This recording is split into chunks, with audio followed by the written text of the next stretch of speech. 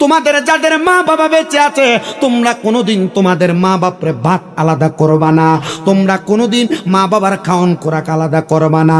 তোমাদের কাছে আমার আবদার, তোমরা কোনোদিন তোমাদের মা বাবারে কষ্ট দিবা না, তোমাদের মা বাবার আঘাত করবা না। বলে কেন? কারণ কি? কারণ একটা, তুমি যদি এমন কর্মকাণ্ড করো, তুমি নাফরমান হয়ে যাইবা, আম্মা আব্বা কোন ওসিয়ত করে গেলে ওসিয়ত গুলা তোমরা পালন করবা। এই নবীনগরের কালগড়ার মানুষ শোনো রে, অন্তরের কাল লাগে শোনো। ইমাম কাসেমের জন্য ইমাম হাসান ইমাম হুসাইনের কাছে যে ওসিয়তনামা লিখে গেছে, ওই ওসিয়তনামাটা পরে পরে শুনে দিচ্ছে, এই ইমাম কাসেম তোমার আব্বা ওসিয়তনামা লিখে গিয়েছে, ওসিয়তনামার মধ্যে উল্লেখ করেছে আমি যেন আমার কন্যা হযরত সকিনারে তোমার সঙ্গে বিবাহ দেই। তুমি কি রাজি আছো? বলে আমার আব্বার ওসিয়ত পালন করার জন্য আমি রাজি আছি, আপনি করাইয়া দেন। কারবালার ময়দানে বিবাহ করাইয়া ইমাম কাসেম যুদ্ধে রওনা করবে। যুদ্ধে রওনা করার আগে সকিনার বয়স মাত্র তখন একবারে কম, যে ডাক দিয়া কই, ও সকিনা, আমি তোমারে বিবাহ করছি, কথা সত্য, তোমার হক আমি আদায় করতে পারবো না, স্বামী হিসাবে আমি তোমার কাছ থেকে বিদায় চাই, তুমি আমার হক ক্ষমা করবা। হযরত সকিনা কয়, ক্ষমা করব না ও স্বামী। ইমাম কাসেম শুনেন গো, আমি আপনার হকটা আমার কাছে জমা রাখলাম, আপনার কাছে আমার হক হইল, আপনি যদি কারবালার যুদ্ধ করতে দেয় শহীদ হইয়া যান, আমি সকিনার শহীদের বউ বলে পরিচয় দিবেন নিজের। এখন সুবহানাল্লাহ। আর বর্তমানের মহিলারা বিবাহ করবে 5 লাখ 7 লাখ 10 লাখ মোহরানা, অধিকার, এটা পালন করই লাগবো। বিয়ে হয়েছে পারছো না, ঠিক আছে, বিদেশ থেকে প্রতি বছর 1 ভরি করে স্বর্ণ ফাটাই দিও। বিয়ার মোহরানা সর্বনিম্ন কয় লাখ? আপনাদের দিকে কত করে দাও? 5 লাখ না, 5-6 লাখ। এখন 5 লাখ টাকা দে বিয়ার মোহরানা করলেন, এই ফুলা মাসে ইনকাম করে 10-12 হাজার টাকা। এ মোহরানা দিতে পারবো? এ বিয়ার রাতকে বউর কাছে মাফসা, যে আমার তো মোহরানা দেওয়ার মতো সামর্থ্য নাই, তুমি আমার মাফ করে দাও, একটা 3 পিস দিয়ে একটা আংটি দিয়ে মাফ লো। কথা কন না, ঠিক আছে? এটা কি মাফ লওয়া জিনিস না হক আদায় করা জিনিস? আপনি মোহরানারে সহজ করে দেন, কমাইয়া দেন, এটা করে না। এই মোহরানার হক সন্তানের আদায় করতে পারবে না বিদায় যে ফোলা বিয়া করলো হইলে 20 বছর বয়সে এটারে বিয়া করায় 30 বছর বয়সে। হ্যাঁ, বিদেশ যাইয়া 10 বছর মুনি দিয়া দেশে আউনের পরে এরপরে আরে বিয়া করে। কথা কয় না? বাপের যদি দিকে কেউ বিয়ে করার না গেলে কাম কাজ করে না, বিয়ে করে কি করবো? তো নিজের ফায়দা রয়েছে না, এবার ফায়দা রয়েছে। সন্তানের বয়স 19 বছর, 17 বছর থেকে শুরু করে 20 বছর, 22 বছর, 25 বছর আপনার সন্তান বিবাহের বয়স হয়েছে, আপনি বুঝতেছেন। মুরগি ডিম পাড়ার সময় হলে মুরগি যেমন উমরা কাটে, একটা সন্তানের বিবাহের বয়স হলে ওই সন্তানের নড়াচড়া দেখলে বোঝা যায় সন্তান বিবাহ করবে। আর আপনি মা বাবা তার বিয়ে করান না, যে তার নিজের পায়ে দাঁড়ায় নাই। আল্লাহর কসম করে বলি, সন্তান প্রাপ্তবয়স্ক, বিয়ে করার বয়স হয়েছে বোঝা যাচ্ছে। এর যদি বিয়ের বয়স না হয় একই ফ্যাম করতে ঘুরে, আপনার মনে কথা বুঝতেছেন না? এ যদি বিয়ের বয়স না হয়, এনাইলে লগের বাড়ির মাইয়া ফাইনের লগে টিস্কারি মারে, তার মানে আর বিয়ের বয়স হয়েছে। দেখো না, বিয়ের বয়স হয়েছে। যদি কোনো মা বাবার সন্তান বিবাহের বয়স হয়েছে বোঝা যায়, কিন্তু ওই সন্তানকে মা বাবা বিয়ে করায় নাই, বউ খাওয়াইতে পারবে না এই চিন্তা কইরা, আর ওই সন্তান যদি কোনো মহিলার সাথে, কোনো মেয়ের সাথে জেনা বেবিচার প্রেমের সম্পর্কে লিপ্ত হয়, প্রেমের সম্পর্কে লিপ্ত হইয়া যা গুনাহ করব, মা বাপ বিয়ে না করানোর কারণে সব গুনার ভাগীদার হইব।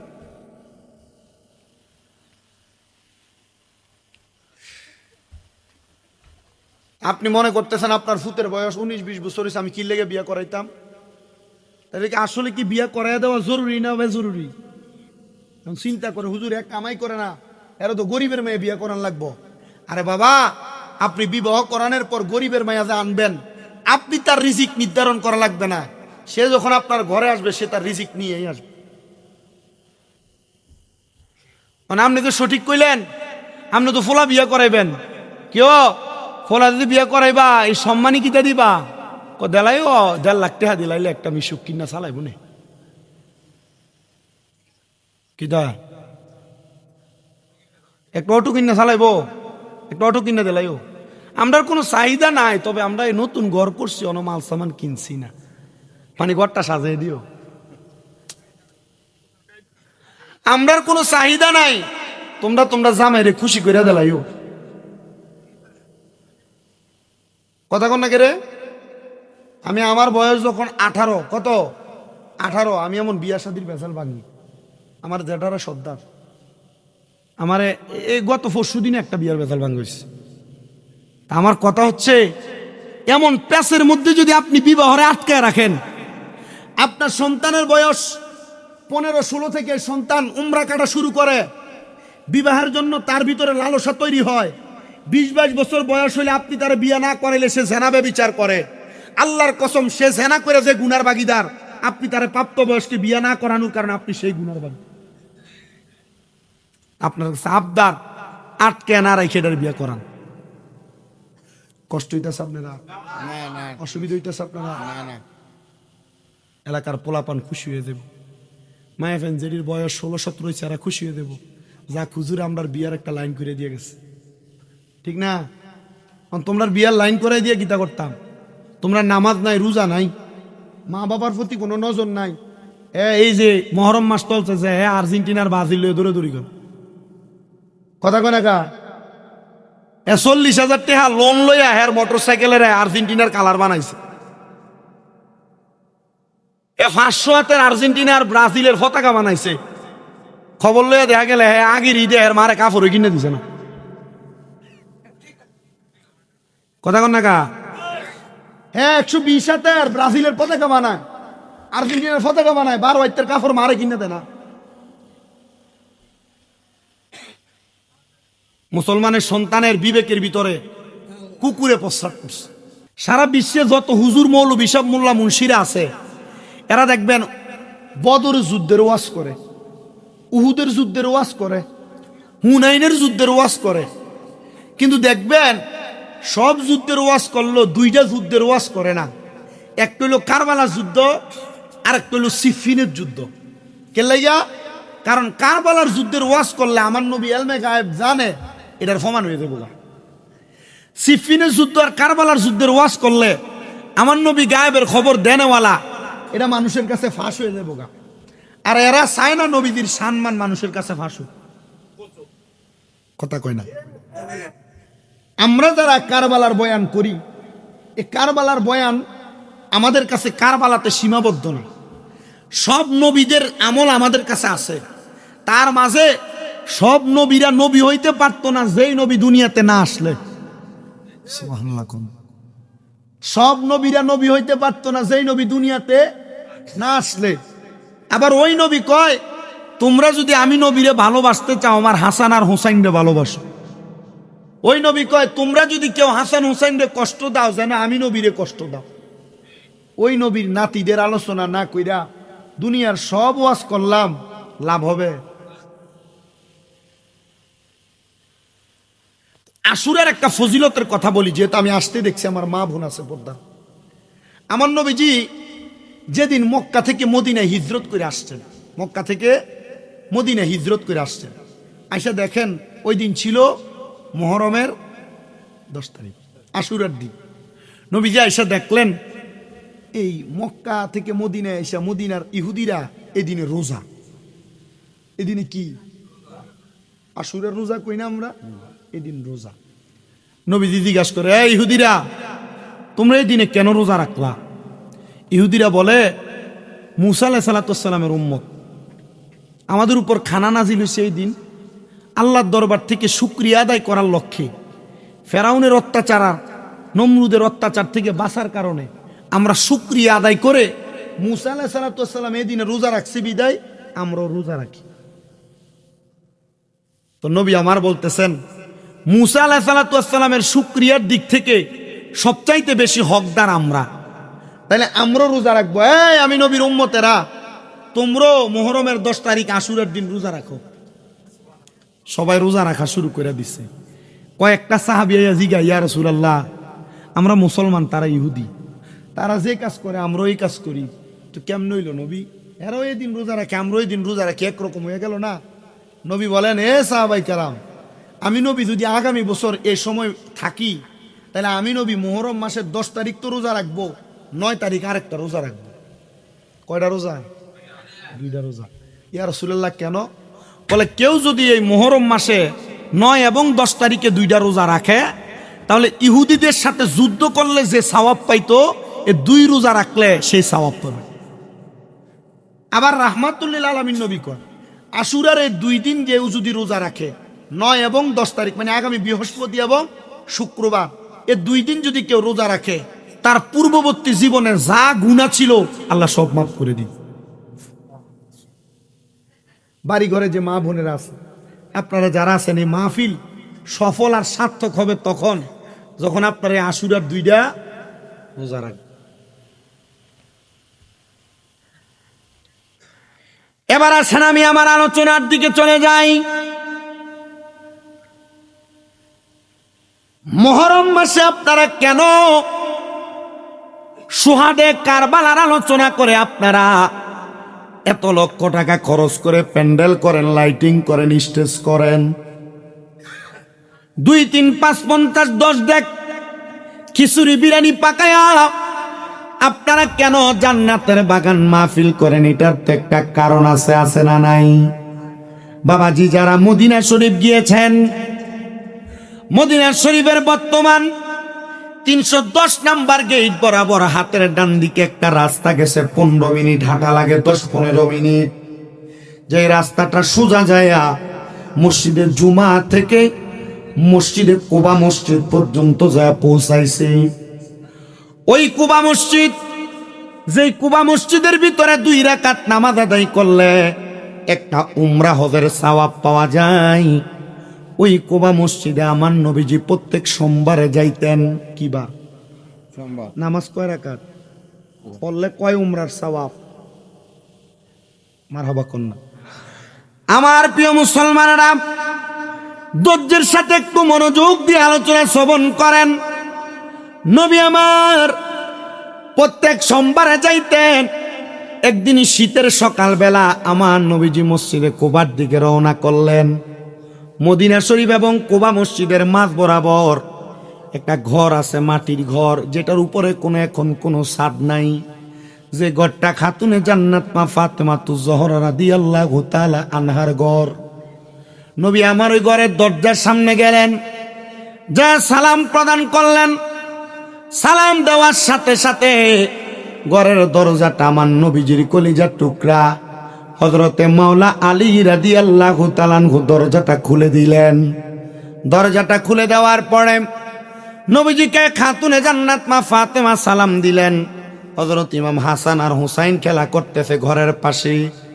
আমার নবীজি শীতের সকালবেলা কালো রঙের একটা পশমি চাদর নবীজির শরীর মোবারকে লাগায়া আমার নবী যখন ওই খাতুনে জান্নাত মা ফাতেমার ঘর মোবারকের মধ্যে প্রবেশ করলেন, নবীজি দেখতে পাইলেন মাওলা আলী ক্ষুধার্ত, মা ফাতেমা ক্ষুধার্ত, হযরত ইমাম হাসান আর হুসাইন ক্ষুধার্ত। আমার নবীজি তখনও কোনো দেরি করলেন না।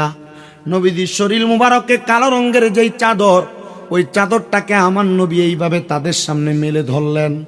মেলে ধইরা নবী আমার ডাক দিয়া কই, ওগো হযরত আলী, আপনি আমার চাদর মুবারকের নিচে প্রবেশ করেন। ওগো মা ফাতেমা, আপনি আমার চাদরের নিচে প্রবেশ করেন। ওগো হযরত ইমাম হাসান আর হুসাইন, আপনি আমার চাদরের নিচে প্রবেশ করেন। আমার নবী চাদরের নিচে যখন তারা 4 জন প্রবেশ করলেন, মাঝখানে আমার দয়াল নবী রইয়া গেলেন। নবীজি তখন আল্লাহর দরবারে হাত বাড়ায় দোয়া করে, আল্লাহুম্মা হাউলাই আহলু বাইতি, আল্লাহ আপনি এদেরকে কবুল করেন, এরা হলো আমার আহলে বায়াত। জোরে কোন সুবহানাল্লাহ। ভাই আমার গভীর মনোযোগ, নবীজি এই দোয়া করতে দেরি আমার আল্লাহ সাথে সাথে কোরআনের আয়াত নাজিল করে দিছে। সুবহানাল্লাহ কইতেন না? আল্লাহ কোরআনের আয়াত নাজিল করে, ইন্নামা ইউরিদুল্লাহু লিইউযহিবা আনকুমুর রিজসা আহলাল বাইতি ওয়া ইউতাহিরাকুম তাতহীরা। জবান খুলে জোরে জোরে কন্না সুবহানাল্লাহ। আল্লাহ কয়, হাবিব নিশ্চয় যারা আপনার বংশধর, নিশ্চয় যারা আপনার আহলে বায়াত, আমি আল্লাহ তাআলা তাদের থেকে সকল প্রকার অপবিত্রতা দূর কইরা আমি আল্লাহ তাদেরকে পবিত্র বানিয়ে দিছি। জোরে কোন সুবহানাল্লাহ। ও মনবাই ফাঁকেতে পাঞ্জাতন, নিরাকারে নিরঞ্জন, এক বস্তুতে দুই রকম বুঝায়। শরীয়তের সতেক নাম, তরিকতের নাই মোকাম, হাকিকত বুঝিলে মারফত পাই রে মন পাগলা মনুরাই। ও তুই ডুবু দিলি না পাক দরিয়ায়। ও মনরে আমার নবীজি সিন্ধু কইয়া মারেফতের তালা দিয়া হাসান হুসাইন রাখছে ডাইনে বাই। মা ফাতেমা শিকলে হইয়া তালাটা রাখছে আটকায়া, সাবি নিছে আলী মরতু যাই রে মন পাগলা মনুরাই। ও তুই ডুবু দিলি না পাকে দরিয়ায়। জবান খুলে জোরে জোরে কোন আল্লাহু আকবার। আল্লাহ কয়, বন্ধু এই চাদরের নিচে আপনারা যারা আছেন, আপনি দয়াল নবী মাঝখানে, মা ফাতেমা, মাওলা আলী, হযরত ইমাম হাসান আর ইমাম হুসাইন, এই পাঁচজনকে ফার্সি ভাষায় বলা হয় ফাক ফানজাতন, মানে পবিত্র পাঁচটা দেহ। নবী গো, আমি আল্লাহ তাআলা এদেরকে পবিত্র বানায়া দিছি। আমার নবী কয়, আল্লাহ আপনি এদেরকে কবুল করেন, আমি নবী এদেরকে ভালোবাসি। এমন টাইমে আমার নবীদের স্ত্রী হযরত সালমা ঈসা নবীদের এই চাদরের নিচে প্রবেশ করতে চাইলেন। নবী আমার ডাক দিয়া কই, স্ত্রী গো, এই চাদরের নিচে তুমি প্রবেশ করো না, তুমি তোমার জায়গায় সম্মানিত, আর এরা এদের জায়গায় সম্মানিত। ইয়া রাসূলুল্লাহ, কেন গো আপনি এদেরকে বড় ভালোবাসেন, মুহাব্বত করেন? আমার নবী কয়, উম্মে সালমা, আমি নবী কেন আহলে বায়াত পাক পাঞ্জাতন রে ভালোবাসি জানুনি? নবী গো কেন? হযরত আনাস ইবনে মালিক হাদিস বর্ণনা করে। আনাস ইবনে মালিক কয়, জগৎবাসী, একদিন আমি আমার নবীজির দরবারে প্রবেশ করলাম। ইমাম হুসাইনও আমার নবীজির দরবারে প্রবেশ করছে। আমার নবী আমার সালাম দিয়া ইমাম হুসাইনরে নবীর কোল মুবারকে বসায়া আমার নবীজি ইমাম হুসাইনরা দিয়া আল্লাহু তাআলা ঘুরে আদর করতেছে। নবী আমার ডাক দিয়া কয়, ও আনাস ইবনে মালিক, তুমি কি দেখো? নবীজি, আমি দেখি আপনি ইমাম হুসাইনরে আদর করতেছেন।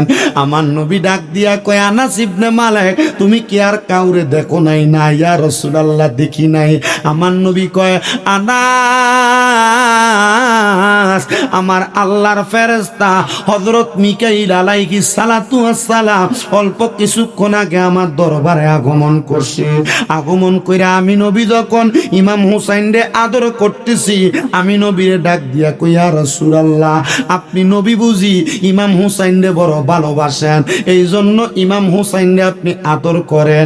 আমার নবী কয়, হ্যাঁ আদর করি। এ আনাস, আমারে মিকাইল ফেরেশতা বলছে, নবী গো, আপনি যে হুসাইনরে এত ভালোবাসেন, আদর করেন, এই হুসাইনরে তো কিছু দাড়িওয়ালা, টুপিওয়ালা, পাগড়িওয়ালারা কারবালার ময়দানে শহীদ করে দিবে, শুধুমাত্র মসনদের লোভে, শুধুমাত্র চেয়ারের লোভে, শুধুমাত্র ক্ষমতার লোভে। আমার নবী কয়, মিকাইল, আমি নবী মানি না আমার হুসাইন কারবালার ময়দানে শহীদ হইয়া যাইব। মিকাইল ডাক দিয়া কয়, নবী গো, ইমাম হুসাইন এমনে শহীদ হইয়া যাইতো না গো নবী। ইমাম হুসাইন যখন শহীদ হইব, ইমাম হুসাইন নামাজরত অবস্থায় থাকব, 2 রাকাত নামাজ আদায় করব, কিন্তু দুনিয়ার মানুষ 2 রাকাত নামাজে সেজদা দেয় 4টা, ইমাম হুসাইন সেজদা দিব 3টা। আমার নবী কান্দে আর ডাক দিয়া কয়, ও ফেরেশতা, আমার হুসাইন কি জীবনের শেষ সেজদাটা দুনিয়াতে আদায় করতে পারবে না? আমার নবীরে ডাক দিয়া কয়, নবী,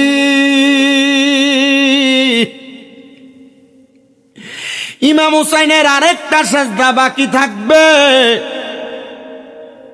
ওই সেজদাটা ইমাম হুসাইন দুনিয়াতে দিবে না। ইমাম হুসাইন ওই সেজদাটা আল্লাহ তাআলার কাছে হাসরের ময়দানে দিবে, নবী গো। আমার নবী কয়, কেন রে ইয়া রাসূলুল্লাহ? হাসরের ময়দানে ইমাম হুসাইন যখন একটা সেজদা দিবে, ইমাম হুসাইনের একটা সেজদা মুবারকের বিনিময়ে আপনি নবীর লক্ষ লক্ষ কোটি কোটি গুনাহগার উম্মতরে আমার আল্লাহ মাফ কইরা দিব।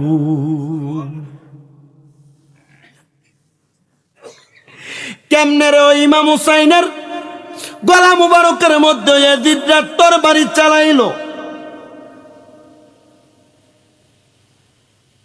কেমনে রে? ইমাম হুসাইনের গলা মুবারকে আঘাত করলাম। ইমাম হুসাইনের ওই গলা মুবারকে আমার নবী দিনে এবং রাতে চুমা খাইছে। আমার নবীজি ইমাম হুসাইনরে এত আদর করছে, নবীজি আবার খাতুনে জান্নাতের ঘর থেকে তাদেরকে নিয়ে বের হইলেন। ছোট ছোট দুইটা বাচ্চা। আমার নবী যখন বের হইয়া সামনের দিকে যায়, আরবের মরুভূমির ছোট ছোট পাথরগুলা ইমাম হাসান হুসাইনের পায়ের নিচে আঘাত লাগতেছে। ইমাম হাসান উফ শব্দ করে, আমার নবীও উফ শব্দ করি। ইমাম হুসাইন উফ শব্দ করে, আমার নবীও উফ শব্দ করি। ইয়া রাসূলুল্লাহ, আঘাত লাগে তাদের, আপনি কেন উফ শব্দ করেন? আমার নবী কয়, ওরে কেউ যদি ওদের কষ্ট দেয় যেন নবী কষ্ট পায়। বলেন, কেউ যদি ওদের কষ্ট দেয় যেন নবী কষ্ট পায়। কষ্ট দিল মা ফাতেমার গায়ে। বলেন, কষ্ট দিল মা ফাতেমার গায়ে। বলেন, কেউ যদি ওদের কষ্ট দেয় যেন নবী কষ্ট পায়। তিরমিজির হাদিস, কেউ যদি ইমাম হাসান হুসাইনরে কষ্ট দেয় স্বয়ং আমার নবীরে কষ্ট দেয়। আশেক বলে, কেউ যদি ওদের কষ্ট দেয় যেন নবী কষ্ট পায়। কষ্ট দিল মা ফাতেমার গায়। বলো, কষ্ট দিল মাওলা আলীর গায়। হাইরে কোন পাশানে তিরি মারিল নবীর বংশের কলি যায়। হাইরে কোন পাশানে তীর মারিল নবীর বংশের কলি যায়। কষ্ট দিল মা ফাতেমার গায়। বলো, কষ্ট দিল মাওলা আলীর গায়। জান্নাতের যুবকদের সরদার ইমাম হাসান হুসাইন নবী বলছেন হাদিসে। জান্নাতের যুবকের সরদার ইমাম হাসান হুসাইন নবী বলছেন হাদিসে। হায়রে সেই হুসাইনকে শহীদ করল দুষ্ট এজিদে। কষ্ট দিল দয়াল নবীর গায়ে। বলো, কষ্ট দিল দয়াল। আমার দয়াল নবীজি যখন এদেরকে নিয়ে সামনে যায়, এরা উপশব্দ করে, আমার নবী উপশব্দ করে। হাসান হুসাইনকে আমার নবীজি নবীর কাঁধ মুবারকে উঠাইয়া নবী আমার সামনের দিকে যায়। বনু কুরায়জা গোত্রের হেজাজ অঞ্চলের এক লোক ডাক দিয়া কয়, দেখছো নি হাসান হুসাইনের কপাল কত ভালো, এরা যেই দামি সাওয়ারের উপরে উঠছে, সাওয়ারটা বড় দামি। আমার নবী ডাক দিয়া কয়, ও বনু কুরায়জার হেজাজের মানুষ, শুধু সাওয়ার দামি না, সাওয়ারের উপর যেই দুইজন সাওয়ারি আছে, এই দুইজন সাওয়ারি পর্যন্ত দামি। জোরে কোন সুবহানাল্লাহ। ভাই আমার গভীর মনোযোগ দিবেন আলোচনা। আমার ভাই মাওলানা আলিশান নাজিরি অনেক দূর পর্যন্ত আগে নিয়ে গেছে, কিন্তু তার মাঝে কারবালার ময়দানে যে নবীর নাতিদেরকে কষ্ট দেওয়া হইল, ওই কষ্টগুলার আলোচনাটা কিন্তু আমি আপনাদেরকে করব।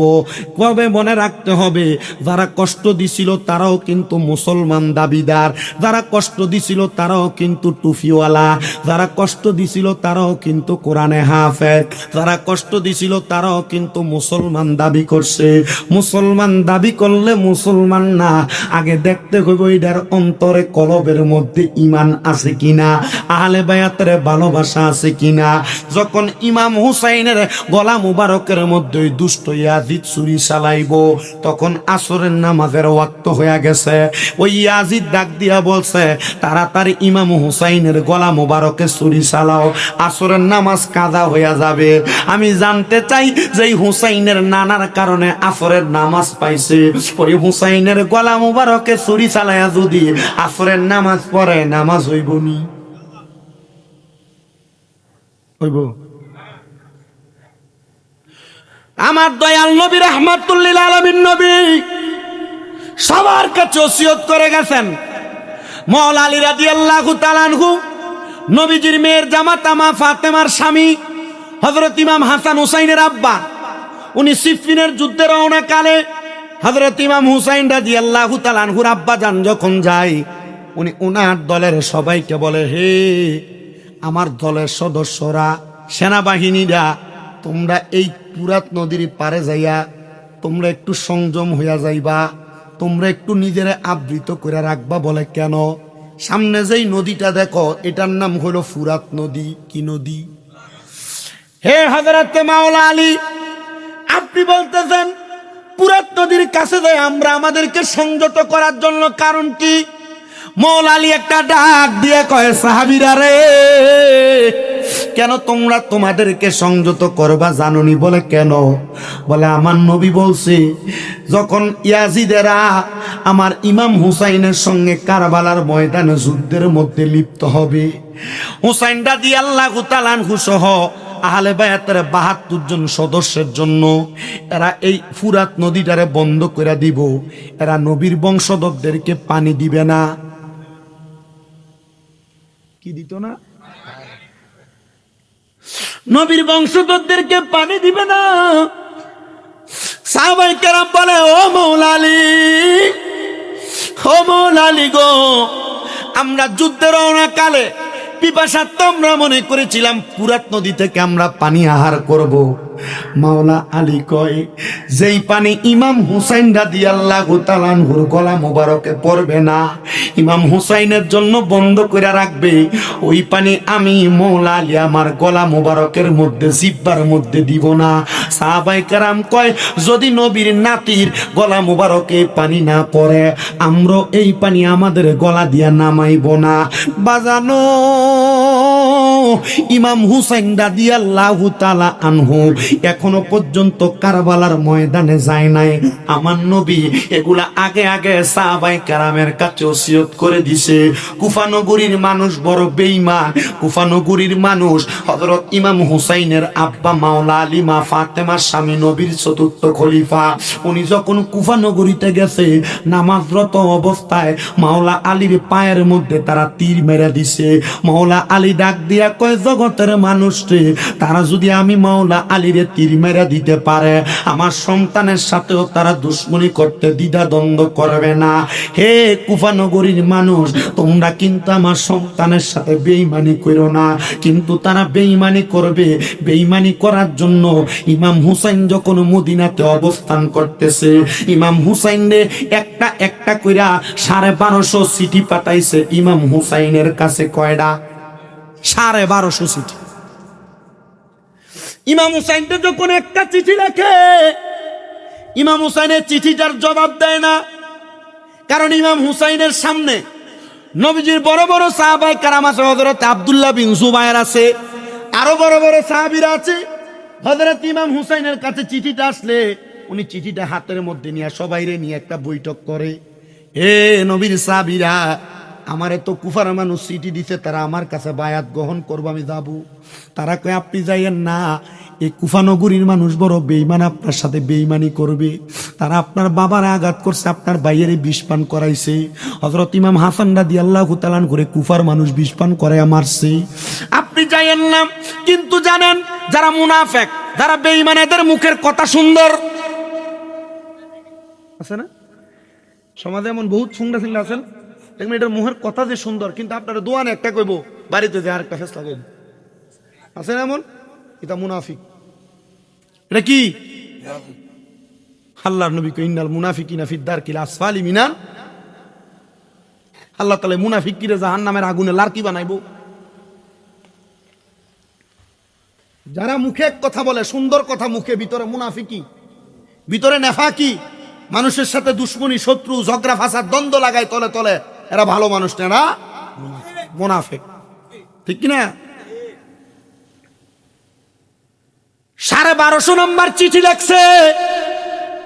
ওই চিঠির মধ্যে ওই কুফানগরীর বেঈমানেরা, ইয়াজিদের দলেরা লেখছে, ইমাম হুসাইন আপনি যদি কারবালার ময়দানে না আসেন, কুফানগরীতে না আসেন, আমাদেরকে যদি বায়াত না করান, তাহলে আমরা কাল ময়দানে মাশরে আপনার নানার কাছে আপনারে আসামি বানাইয়া দিমু।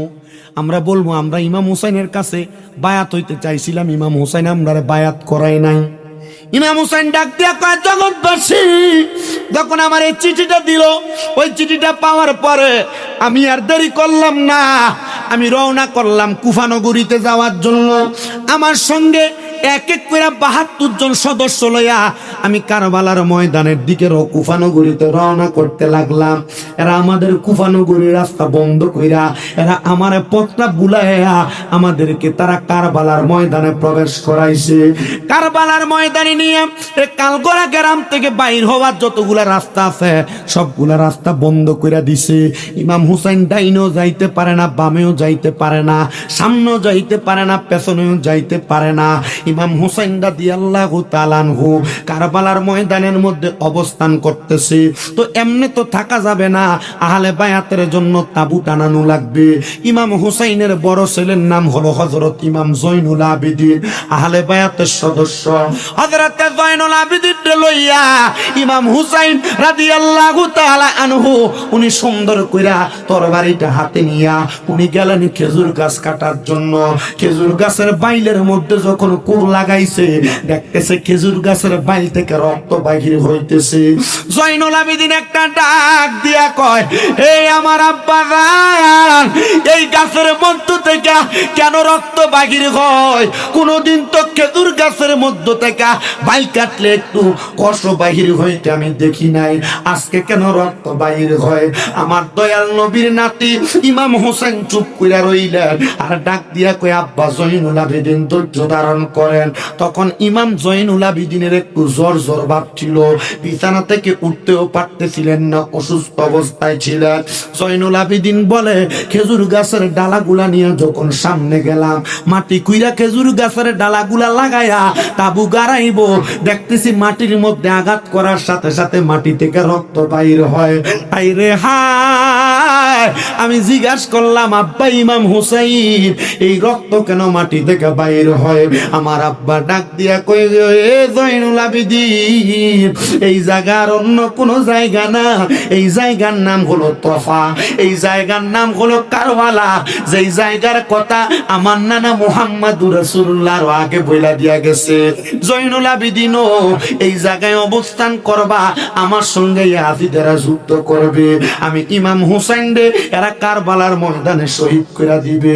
ইসলাম জিন্দা হতা হে আর কারবালা কি বাত। হুসাইন, এ জয়নুল আবেদিন শোনো, আমি ইমাম হুসাইন যদি শাহাদাত বরণ করি, তুমি জয়নুল আবেদিন যদি দুনিয়াতে থাকো, আমি তোমার কাছে একটা সালাম প্রদান করলাম। আমার শাহাদাত বরণের পরে আমি ইমাম হুসাইনের একটা সালাম আমার নানার রওজা মদিনায় পৌঁছায়া দিই। আরে হোসেন যায় গো কার। এত আসতে বলতেছেন, একটু জবান খুলে বলেন না।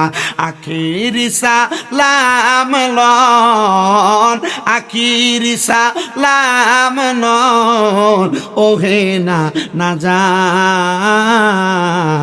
আপনারই হোসেন যায় গো কারবালার ময়দান, আপনারই হোসেন যায় গো। এত আস্তে আস্তে বলতেছেন, আপনারই হোসেন যায় গো কারবালায়। ইমাম হুসাইন নানার উম্মতের জন্য হয় নিজেই জামিন। কারবালায় ইমাম হুসাইন নানার উম্মতের জন্য হয় নিজেই জামিন। শেষ বিদায়ে জানায় সালাম, শেষ বিদায়ে জানায় সালাম সোনার মদিনায়। আপনারই হোসেন যায় গো কারবালার ময়দান। আখিরি সালাম লন, আখিরি সালাম লন ওহে না জান। আপনারই হোসেন যায় গো কারবালার ময়দান। হুসাইন কারবালায় যায়া ইয়াজিদের কাছেতে দিলেন গলা কাটায়া। হুসাইন কারবালায় যায়া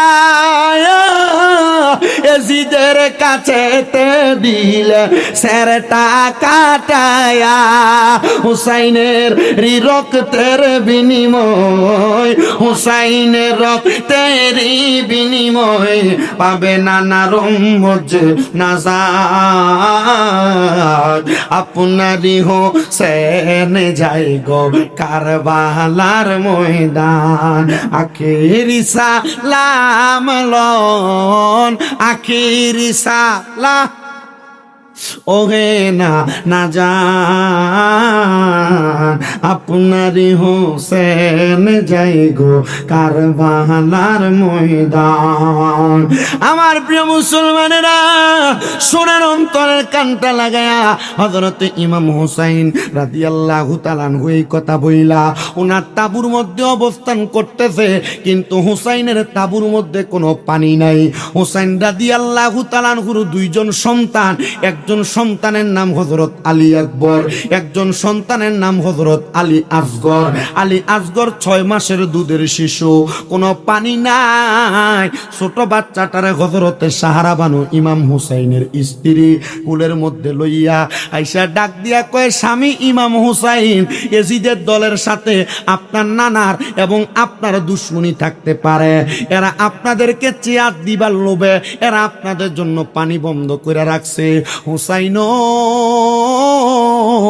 আপনি দুধের শিশু আলী আসগরকে নিয়ে যান, এরা নিয়ে গেলে এরা আপনারে পানি দিয়া দিব।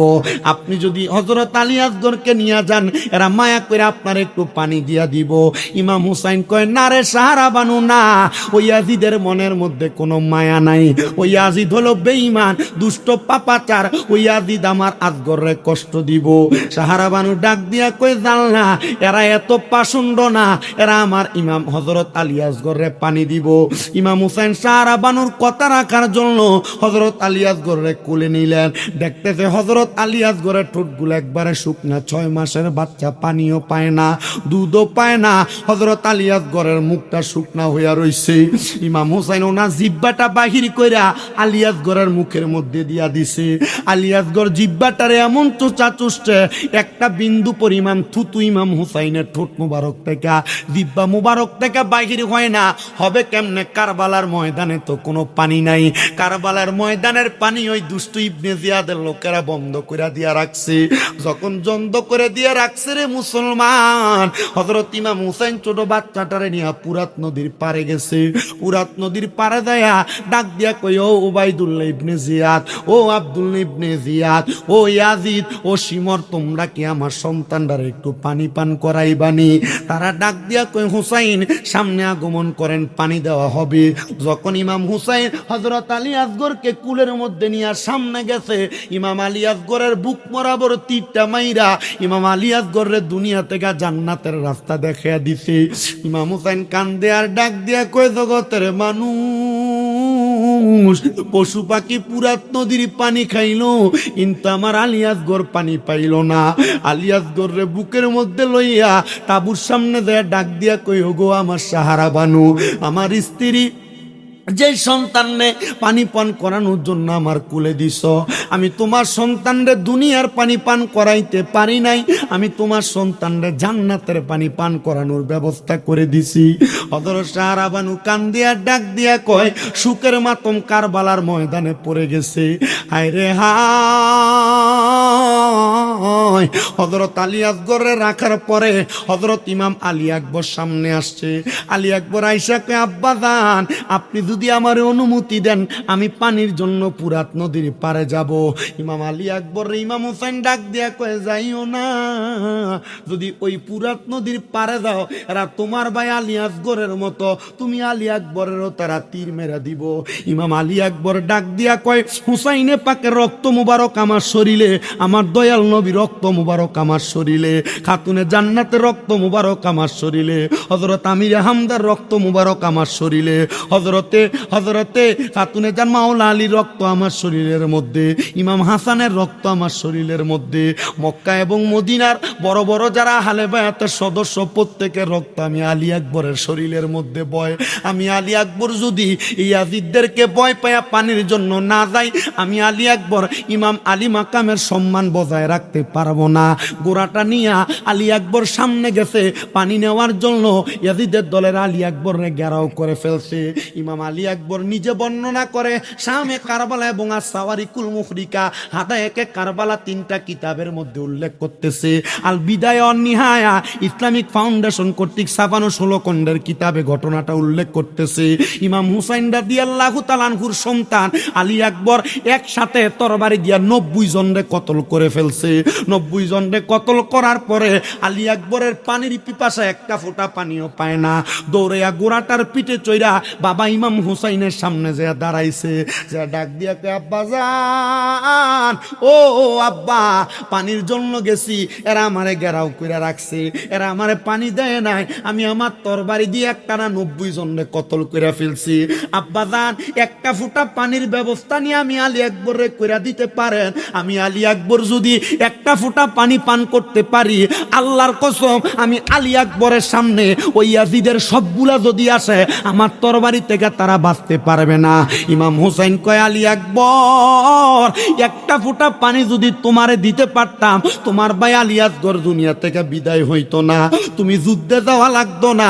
আলী আকবর, দুনিয়ার পানি পান করা লাগবে না রে, যা যা যুদ্ধের ময়দানে যা, ইয়াজিদের সঙ্গে যুদ্ধ কইরা যদি তুমি দুনিয়া থেকে বিদায় হইয়া যাও, আমি হযরত ইমাম হুসাইন বললাম, আমার নানা মুহাম্মাদুর রাসূলুল্লাহ, তুমি আলী আকবরের জন্য হাউজে কাউসারের পানি লইয়া দাঁড়াইয়া রইছে। জোরে কয় সুবহানাল্লাহ। বাজালো হযরত আলী আকবর আর দেরি করলেন না, আবার গোড়ার পিঠে উইটা দৌড়াইতে দৌড়াইতে সামনে গেছে। হযরত আলী আকবর বলে, সামনের দিকে যাইয়া আমি ওই দাগার মধ্যে যুদ্ধ করা শুরু করে দিলাম। যুদ্ধ করতে করতে করতে করতে রে, আমি আলী আকবরের তরবারি থেকে কেউ বাঁচতে পারলো না, কিন্তু সিমন নামক একটা লোক পিছন থেকে আলী আকবরের পিঠের মধ্যে একটা তীর মেরা দিছে। আলী আকবর ডাক দিয়া কয়, জগতের মানুষ রে, এ জগতের মানুষ, আমি যখন যুদ্ধ করি এরা আমার নিঃশ্বাসটা বন্ধ কইরা দিছে। হযরত আলী আকবরের কতল কইরা আলী আকবরের লাশ মুবারকটারে, আলী আকবরের দেহ মুবারকটারে গোড়ার পিঠে উঠাইয়া তরবারি দিয়া বাইন্দা, ওই তরবারি দিয়া আটকায়া আলী আকবরের দেহটারে পাঠাইয়া দিছে হুসাইনে পাকের তাবুতে। সাহারা বানু কান্দে আর ডাক দিয়া কয়, কে মারলো রে, এমন কষ্টের কাজ কে করলো রে, আরে কারবালার ময়দানে এমন মাতম জারি কে শোনায়া দিল রে, এত কষ্টের ঘটনা কারবালার ময়দানে চলতেছে। আর আশেক বলে, আমার ভাই হোসেন রে শহীদ করল কোন পাশানে, আমার ভাই হোসেন রে শহীদ করল কোন পাশানে, লুটিয়া মা তম করুন বিবি জয়নবে। হাইরে আমার ভাই হোসেনে রে শহীদ করলো কোন পাশানে, আমার ভাই হোসেনে রে শহীদ করলো কোন পাশানে, লুটিয়া মাতম করে বিবি জয়নবে, লুটিয়া মাতম করে বিবি জয়নবে। পুরা কারবালার ময়দানের মধ্যে কান্নার রোনাদারি পড়ে গেছে। আলী আসগর নাই, আলী আকবর নাই। পশু পাখি পানি পান করে কিন্তু নবীর পরিবারে পানি দেয় না। হায় রে হায়, ওই আদিদেরা কার জন্য পানি রাখছে? নবীর পরিবার যদি পানি না পায় কারে পানি পান করাইবো? ওই আহলে বায়াতের সদস্যের মধ্যে একজন বুজুর্গ মানুষ ছিলেন যার নাম ছিল হযরতে আব্বাস কলমদার রাদিয়াল্লাহু আনহু। মারহাবা কোন। বংশের ভিতরে সব যদি বাদ হয় একটা মানুষ হইলো ভালো থাকে, থাকে না? এই ভালো মানুষটার এলাকা সবাই সম্মান করে, করে না? হযরতে আব্বাস কলমদার রাদিয়াল্লাহু তাআলা আনহু সবাই মহব্বত করে। আব্বাস কলমদার ডাক দিয়ে কয়, ইমাম হুসাইন সবাই তো গেল পানির জন্য, কাউরে পানি দেয় নাই, আমার একবার অনুমতি দিবেননি? আমারে যদি অনুমতি দেন আমি একটা বার চেষ্টা করতাম। ইমাম হুসাইন ডাক দিয়া কয়, আব্বাস কলমদার সবাই গেল আপনি যাবেন না, এটা তো হয় না। যদি অনুমতি না দেয় আপনার মনে কষ্ট থাকবে। আব্বাস কলমদার যান, আপনার অনুমতি দিলাম। হযরত আব্বাস কলমদার একটা ঘোড়া নিলেন, ঘোড়ার উপরে চললেন, একটা মশক নিলেন। মশক তো বোঝেন, আগের দিনে ফানি রাখতো চামড়া সেলাই করে, এই মশক লয়ে গেছে। মশকটা কাদের মধ্যে ঝুলাইয়া হযরত আব্বাস কলমদার আশিক রাসূল আহলে বায়াতের পাগল, উনি কাদের মধ্যে মশকটা নিয়ে ঘোড়ার পিঠে করে সামনে গেছে। সামনে যায়া ইয়াজিদের দলের সামনে পুরাত নদীর সামনে যায়া সামনে একবারে পুরাত নদীতে নামছেন। কোষ কইরা আব্বাস কলমদার মুখের মধ্যে একটু পানি দিবি। আব্বাস কলমদার কয়, পানিটা মুখের কাছে নেওয়ার সময় আমার মনে পড়ে গেছে নবীর নাতি ইমাম হুসাইন এখনো পানি পান করে নাই। ইমাম হুসাইনের স্ত্রী হযরত সাহারা বানু পানি পান করে নাই। হযরতে জয়নব পানি পান করে নাই। ইমাম কাসেমের স্ত্রী হযরত ইমাম হুসাইনের কন্যা হযরত সকিনা পানি পান করে নাই। হযরত উম্মে সালমা পানি পান করে নাই। নবীর বংশধররে পানি না খাওয়াইয়া আমি আব্বাস কলমদার এই পানি আমার মুখে লাগাইতাম না। এটা নবী পরিবারের উপর প্রেম, নবী পরিবারের উপর একটা ভালোবাসা। আপনারা কি বুঝতেছেন? মুহররমের মাহফিল, মুহররমের মাহফিলটার ধারাবাহিকতা হইল মুহররমের পুরা ঘটনাটা আপনাদেরকে একটু জানাইয়া দাও। জানানোর মাধ্যমে অন্তরে নবীর পরিবারের উপর ভালোবাসার বহির প্রকাশ করা, ঠিক না? এটা যদি ভুইলা যান তাহলে আহলে বায়াত কি এটাও ভুইলা যাবেন। আর আমার নবী আহলে বায়াত হলো নাজাতের তরি। এই জেলাটার নাম হলো ব্রাহ্মণবাড়িয়া জেলা। ব্রাহ্মণবাড়িয়ার জেলার একটা পরিচিত নদীর নাম হলো তিতাস নদী। তিতাস নদী ফাঁড়ি দিতে নৌকা লাগেনি। আল্লাহ নবী কয়ে আহলে বায়াত নদী ফাঁড়ি দিতে যেমন নৌকা লাগে, আহলে বায়াত ফুলসেরাত ফাঁড়ি দেওয়ার তরি। আহলে বায়াতরে ভালোবাসবা তো ফুলসেরাত পাড়ি দিতে পারবা, আহলে বায়াতরে ভালোবাসবা না তুমি নাজাত পাইবা। হযরতে আব্বাস কলমদার বলেন, আমি পানিটা লয়ে আমার মুখের সামনে নিলাম, আমার মনে হয়ে গেল নবীর পরিবার পানি পান করে নাই। নবীর পরিবারে পানি না পান করায় আমি আব্বাস কলমদার পানি পান করতে পারি না, নাইলে নবীর কাছে জবাব দিতে পারবো না। হযরতে আব্বাস কলমদার সাথে সাথে মশকটা লয়া পানি ভরছেন। মশকে পানি যখন ঢুকাইতেছে এদিদের দলেরা ডাক দিয়া কয়, আব্বাস কলমদার, আব্বাস কলমদার ও আপনারে আমরা বড় সম্মান করি, বড় ইজ্জত করি, তবে আপনি এখান থেকে যা ইচ্ছা তা পানি পান করেন, তবে আপনি কারোর জন্য পানি নিতে আপনারে আমরা দিব না। আব্বাস কলমদার কয়, আমারে তোমরা পানি পান করতে দিবা, নবীর নাতিরে তো পানি পান করতে দেও নাই, ইমাম হাসান হুসাইন রে তো পানি পান করতে দেও নাই, নাই, আলী আকবর আর আলী আকবররে তো পানি পান করতে দেও নাই, তো তাইলে তুমি আমারে কেন দিবা বলে আপনারে আমরা ভালোবাসি। কয় না না না, আমি আলী হযরতে আব্বাস কলমদার ততক্ষণ পানি পান করব না যতক্ষণ নবীর পরিবারে পানি না দিব। এই কথা বইলা মশকটা কাঁধে নিয়া আব্বাস কলমদার সামনের দিকে যাইতেছে, আর দুষ্ট পাপাচার ইয়াদি দাইসা আব্বাস কলমদারের ডান হাতের যেই কাঁধের মধ্যে মশকটা ঝুলানো ছিল হাতটা একটা কোপ দিয়া আলাদা করে ফেলছে। হযরত আব্বাস কলমদার ওই সাথে সাথে ওনার ওই হাতের মধ্য থেকে সুন্দর করে মশকটা উনি ওনার বাম হাতে নিয়ে দিছে। বাম হাতের মধ্যে যখন কোপ দিতেছে আব্বাস কলমদার মুখের মধ্যে কামড় দিয়া মশকটা ধরছে। ওনার ডান হাত আর বাম হাত কোনোটাই দুনিয়াতে নাই, কোনোটাই আলাদা করে ফেলছে। আব্বাস কলমদার এইভাবে কারবালার ফুরাত নদীর পার থেকে হযরত ইমাম হুসাইনের তাবুতে পালাইয়া দিছে, ফাটাইয়া দিছে। আব্বাস কলমদার ডাক দিয়া কয়, ইমাম হোসেন গো, পানি নিয়ে আসতে পারি নাই, আমার দুইটা হাত আমি আপনার জন্য কোরবান করে দিছি। ইমাম হুসাইন বর্ণনা করে রক্ত যাইতে যাইতে চেহারাটা নীল হইয়া আব্বাস কলমদার দুনিয়া থেকে জান্নাতের যাত্রী হইয়া গেছে।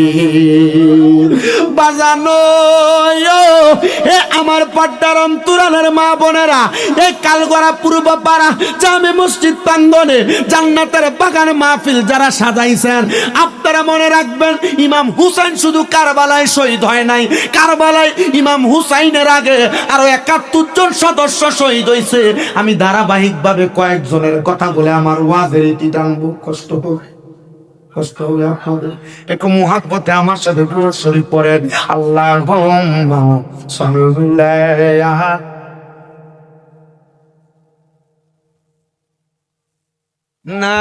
নাবিয়ানা মাওলানা মুহাম্মদ আল্লাহুম্মা সাল্লি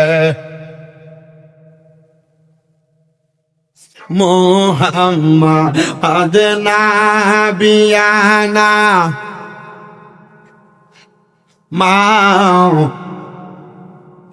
দয়াল নবীর রাগন লাইগাছে যার কলি যায়, হায়রে প্রাণ বরিয়া জানাই সালাম ওই নবীজির পাকে রওজায়, আল্লাহুম্মা সাল্লি সাইয়্যিদ মুহাম্মদ নাবি নামাও। ভাই আমার গভীর মনোযোগ দেন, কারবালার মাহফিলে তো লাখ টাকা হাজার টাকা খরচ করে করেন, কিন্তু লাভটা কি হবে? কারবালার ময়দানে একটা বিবাহ হয়েছিল, কি হয়েছে? যে বিবাহের কোনো ওয়ালিমা হয় নাই, কোনো খাওয়া দাওয়া হয় নাই। নবীর পরিবার, নবীর আহলে বায়াতরা যারা ভালোবাসবো, সোহাদায়ে কারবালার মোহাব্বত করব, আমার একটা বিশ্বাস, এই বিয়ার খানার দাওয়াতরা জান্নাতের মধ্যে আমার আল্লাহ তারারে খাওয়াইব। ওই বিয়াটা কার বিয়া শোনেন? হযরত ইমাম আলী আসগর শেষ, আলী আকবর শেষ, আব্বাস কলমদার শেষ। এমন টাইম ইমাম হুসাইন ডাক দিয়ে কয়, এই আমার সদস্যরা, আমি ইমাম হুসাইন কারবালায় যাবো যুদ্ধ করার জন্য। এমন টাইম ইমাম হুসাইনের পেছন থেকে ইমাম হুসাইনের ভাতিজা, উনার বড় ভাই ইমাম হাসানের বড় ছেলে হযরত ইমাম কাসেম ডাক দিয়ে কয়, চাচা যান, কারবালার ময়দানে যাইয়েন না। বলে কেন? বলে কারবালার ময়দানে যে যাবেন, কারবালার ময়দানে আপনি যে শহীদ হয়ে গেলে, আপনার নানা মুহাম্মাদুর রাসূলুল্লাহ যদি আমার ময়দানে মাশরে প্রশ্ন করে, হে ইমাম কাসেম, তুমি জীবিত থাকতে আমার নাতি ইমাম হুসাইন কেন আগে যুদ্ধ কইরা শাহাদাত বরণ করলো? আমি আপনার নানার কাছে কোনো জবাব দিতে পারবো না। চাচা জান, আমার অনুমতি দেন, আমি যুদ্ধ করব। এটা নবী পরিবারের প্রতি প্রেম, নবী পরিবারের প্রতি ভালোবাসা, চাচার প্রতি ভাতিজার মোহাব্বত। হযরত ইমাম কাসেমের কথা বলতে দেরি, ইমাম হুসাইন ডাক দিয়ে কয়, হে ভাতিজা ইমাম কাসেম, যাও যাও যাও, অনুমতি প্রদান করলাম, অনুমতি প্রদান করলাম। তুমি কারবালায় যে যুদ্ধ করবা, তবে জানো তোমার আব্বা ইমাম হাসান আমার ইন্তেকাল করার আগে, শাহাদাত বরণ করার আগে আমি ইমাম হুসাইনের কাছে একটা ওসিয়ত করে গেছি। ও আমার পানের চাচা গো, কি ওসিয়ত করছে আপনার কাছে? বলে ওসিয়ত করছে কি জানো? ওসিয়ত করছে আমার ভাই হযরত ইমাম হাসান বলছে, আমার ইমাম কাসেম যখন কারবালায় যুদ্ধ করতে যাবে, যুদ্ধের আগে একটা ওসিয়তনামা লিখে দিয়ে গেলাম, এই ওসিয়তনামাটা খুইলা আমার ওসিয়তটা পূরণ করবেন। ওসিয়তনামাটা খুইলা দেখে ইমাম হাসান লেখে, আসসালামু আলাইকুম ওয়া রাহমাতুল্লাহ, আমার বড় ভাই ইমাম হুসাইন, আমার ওসিয়ত হলো আমার ছেলে ইমাম কাসেমের সাথে আপনার মেয়ে হযরত সকিনার বিবাহ বন্ধনটা শেষ করে তারপর যুদ্ধে পাঠাইয়েন। কারবালাতে শুধু রুনাদারি আর কান্না, কিন্তু কারবালার ময়দানে বিবাহ হওয়াই লাগবে, ওসিয়ত পূরণ করবে। ওসিয়ত পূরণ করা সন্তানের মা বাবার পক্ষ থেকে, বাপ মা কোনো ওসিয়ত করে গেছে এটা পালন করা সন্তানের জন্য ওয়াজিব। সন্তান ওসিয়ত করে গেছে তার সম্পদ থেকে পালন করা ওয়াজিব, কিন্তু বর্তমানে ওসিয়ত পূরণ করবে দূরের কথা, করে না। আমি আজকেও দেখলাম বাংলাদেশের কোন জায়গার ভিতরে জানি বাবা ইন্তেকাল করার সময় ছোট মেয়ের নামে সব সম্পদ লিখে দিয়ে গেছে, কারণ ছোট মেয়েটা তারে দেখাশোনা করছে। বড় মেয়ে এবং বড় ছেলে সম্পদ লেখা না দেওয়া যাওয়ার কারণে একজন আইসা বাড়ি ভাঙচুর করছে, আরেকজন কয় লাশ মাটি দিতে দিতাম না। ওরে সন্তানের দলেরা, বাপ মা জীবিত থাকা অবস্থায় বাপ মারে বাদ দিতা না, বাপ মারে খাওয়াইতা না, বাপ মারে ফদাফদি করবা, বাপ মার লগে বাজে আচরণ করবা। আবার বাপ মা জাগা সম্পত্তি যে দেখাশোনা করবো তারে লিখা দিলে তুমি ঝগড়া করবা। তুমি কুলাঙ্গার যে সন্তানেরা বাপ মা জীবিত থাকা অবস্থায় সম্পদের মায়া কইরা বাপ মারে খাওন খোরাক দেয় না, বাপ মারে কষ্ট দেয়, বাপ মার মুখের খানা কেড়ে নেয়, বাপ মারে বৃদ্ধাশ্রমে দিয়া দেয়, এই সন্তান আসলে সন্তান না। এই সন্তান নাফরমান। খোদার কসম ওই সন্তান জাহান্নামী, ধরে বলেন ঠিক কিনা? আমি আমার এই নবীনগরের কালগড়া এলাকার প্রত্যেকটা যুবক, প্রত্যেকটা মুরব্বী, প্রত্যেকটা মা বোনের কাছে বলবো, তোমাদের যাদের মা বাবা বেঁচে আছে, তোমরা কোনোদিন তোমাদের মা বাপরে ভাত আলাদা করবা না, তোমরা কোনোদিন মা বাবার খাওন খোরাক আলাদা করবা না। তোমাদের কাছে আমার আবদার, তোমরা কোনোদিন তোমাদের মা বাবারে কষ্ট দিবা না, তোমাদের মা বাবার আঘাত করবা না। বলে কেন? কারণ কি? কারণ একটা, তুমি যদি এমন কর্মকাণ্ড করো তুমি নাফরমান হয়ে যাইবা। আম্মা আব্বা কোন ওসিয়ত করে গেলে ওসিয়ত গুলা তোমরা পালন করবা।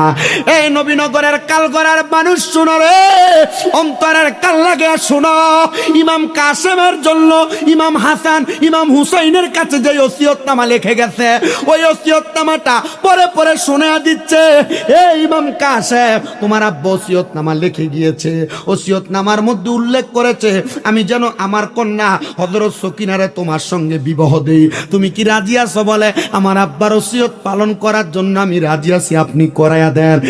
কারবালার ময়দানে বিবাহ করাইয়া ইমাম কাসেম যুদ্ধে রওনা করবে। যুদ্ধে রওনা করার আগে সকিনার বয়স মাত্র তখন একবারে কম, যে ডাক দিয়া কই, ও সকিনা, আমি তোমারে বিবাহ করছি, কথা সত্য, তোমার হক আমি আদায় করতে পারবো না, স্বামী হিসাবে আমি তোমার কাছ থেকে বিদায় চাই, তুমি আমার হক ক্ষমা করবা। হযরত সকিনা কয়, ক্ষমা করব না ও স্বামী।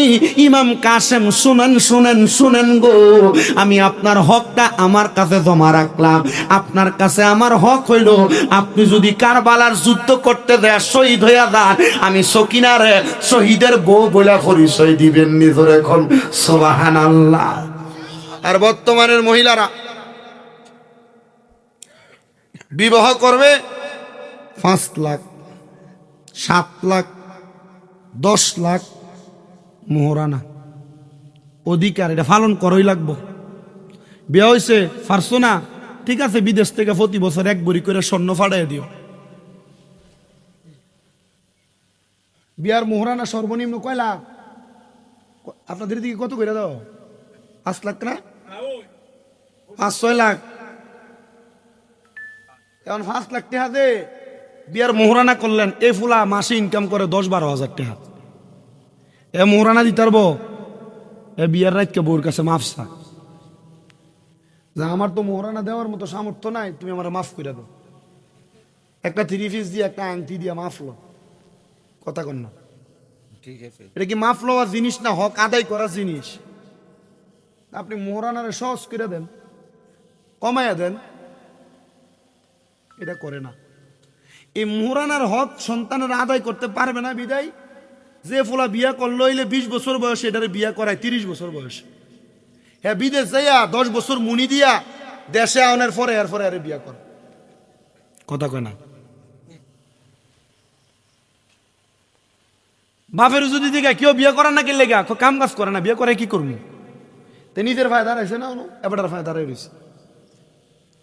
সন্তানের বয়স 19 বছর, 17 বছর থেকে শুরু করে 20 বছর, 22 বছর, 25 বছর আপনার সন্তান বিবাহের বয়স হয়েছে, আপনি বুঝতেছেন। মুরগি ডিম পাড়ার সময় হলে মুরগি যেমন উমরা কাটে, একটা সন্তানের বিবাহের বয়স হলে ওই সন্তানের নড়াচড়া দেখলে বোঝা যায় সন্তান বিবাহ করবে। আর আপনি মা বাবা তার বিয়ে করান না, যে তার নিজের পায়ে দাঁড়ায় নাই। আল্লাহর কসম করে বলি, সন্তান প্রাপ্ত বয়স্ক, বিয়ে করার বয়স হয়েছে বোঝা যাচ্ছে। যদি বিয়ের বয়স না হয় একই ফ্যাম করতে ঘুরে, মনে কথা বুঝতেছেন না? যদি বিয়ের বয়স না হয় এনাইলে লগের বাড়ির মাইয়া ফাইনের লগে টিস্কারি মারে, তার মানে আর বিয়ের বয়স হয়েছে, দেখো না, বিয়ের বয়স হয়েছে। যদি কোনো মা বাবার সন্তান বিবাহের বয়স হয়েছে বোঝা যায়, কিন্তু ওই সন্তানকে মা বাবা বিয়ে করায় নাই, বউ খাওয়াইতে পারবে না এই চিন্তা কইরা, আর ওই সন্তান যদি কোনো মহিলার সাথে কোনো মেয়ের সাথে জেনা বেবিচার প্রেমের সম্পর্কে লিপ্ত হয়, প্রেমের সম্পর্কে লিপ্ত হইয়া যা গুনাহ করব, মা বাপ বিয়ে না করানোর কারণে সব গুনার ভাগীদার হইব।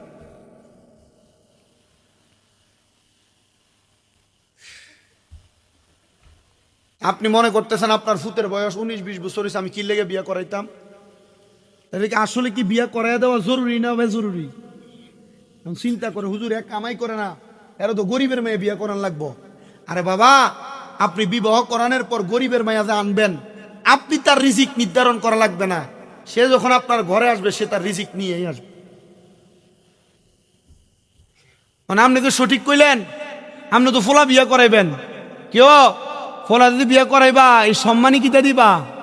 দেলাইও 1.5 লাখ টাকা দিলাইলে একটা মিশুক কিনা চালাইব নে, কিতা একটা অটো কিনা চালাইব, একটা অটো কিনা দিলাইও। আমরা কোনো চাহিদা নাই, তবে আমরা এই নতুন ঘর করছি, অন মাল সামান কিনছি না, মানে ঘরটা সাজিয়ে দিও।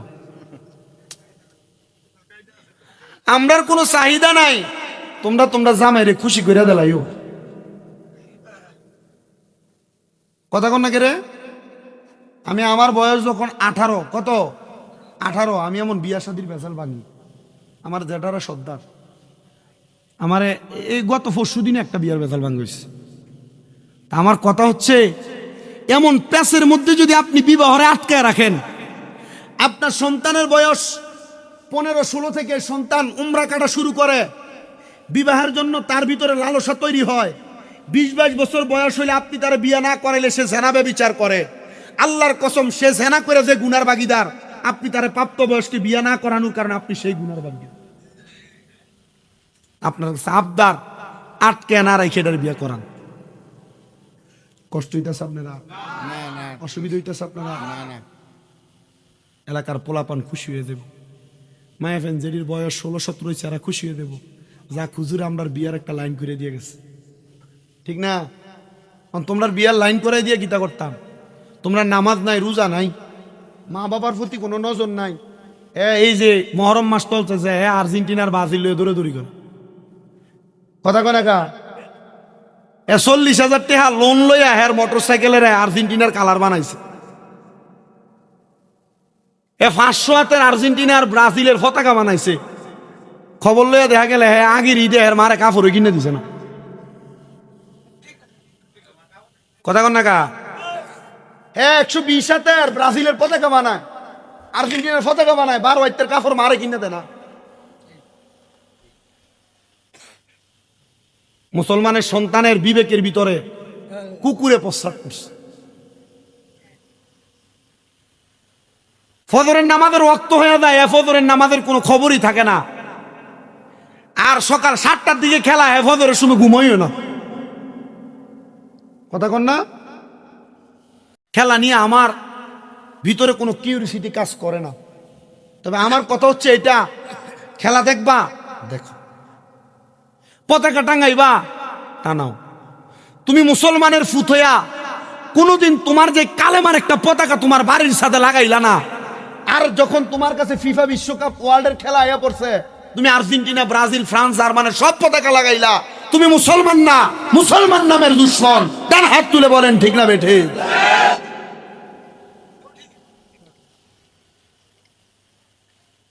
আমি ওয়াজ করি সঠিক, মুসল্লিও কয় সঠিক।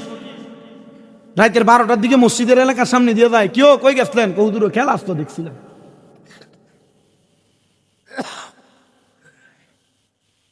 কেউ ফজর নামাজে দেখলাম না, রাইতে 4টার দিকে খেলা খেয়ে ঘুমাইছি, তার খবর নাই। হ্যাঁ, মুসলমানের সন্তানেরা, আপনি খেলা দেখবেন কি দেখবেন না, এটা নিজের নিতান্ত আপনার নিজের বিষয় না। আপনি আপনার নিজের বিবেককে প্রশ্ন করেন। সকাল 7টায়, দিনের রাত্র 12টায় খেলা হবে, সকাল 4টায়, ভোর 4টায় খেলা হবে, আপনি এটার জন্য অপেক্ষা করেন। আপনি কোনোদিন রাত্রবেলা এশারের নামাজ পড়া ফজরের নামাজ পর্যন্ত অপেক্ষা করছে কিনা এই পোলাপান গুলা, এই মানুষগুলা? এটাও বিবেক দিয়ে যাচাই করার বিষয়। যদি না করে থাকেন, খুদার কসম, আমার কাছে না, এলাকার সর্দারের কাছে না, মেম্বার চেয়ারম্যানের কাছে না, মাওলার দরবারে ময়দানে মাসরে জবাবদিহিতা করা লাগবে। আর্জেন্টিনা ব্রাজিল লইয়া, ব্রাজিলের 7 গোল খাইছে, এটা লইয়া 7 আপ ডাইকা কাজে লেগেছে গা এলাকা। কথা কয় না তো, লাগে না কাজা? চা দোয়ানে চায়ের কাপ মেলামেলি করে, আর একদম কারখানা দেখছি বড়ি দিয়ে কিস্তি উড়াইয়া হে ব্যাঙ্গারের ভিতরে ব্রাজিলের কালার করছে। আমি তা মোবাইলে দেখি যে আমি এর লাগে এটি ঢুকিও না, মানে যখন যেটা ভাইরাল হয় এটা মোবাইলের সামনে দিয়ে বেশি হয়। আমার কথা হচ্ছে আপনাদের কাছে আবদার, আপনাদের কাছে আবদার, মুসলমানের মেয়েদেরকে ফেসবুকে দেখা যায় ওড়না ছাড়া, এই আর্জেন্টিনা ব্রাজিলের জার্সি পরা ওড়না ছাড়া তাদের দেহ দেখানোর জন্য এরা ফেসবুকে চলে আসে। লজ্জা লাগে না? এক মুরব্বী দেখছি, বুড়া বয়সে বিমৃতি ধরছে, এ দাড়ির ভিতরে আর্জেন্টিনার পতাকার কালার বানাইছে। দেখছেন আপনার এগুলা? লজ্জা নাই এদের, শরম নাই এদের।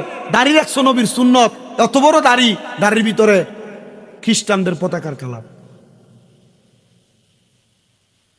আল্লাহ হেদায়েত দান করুন।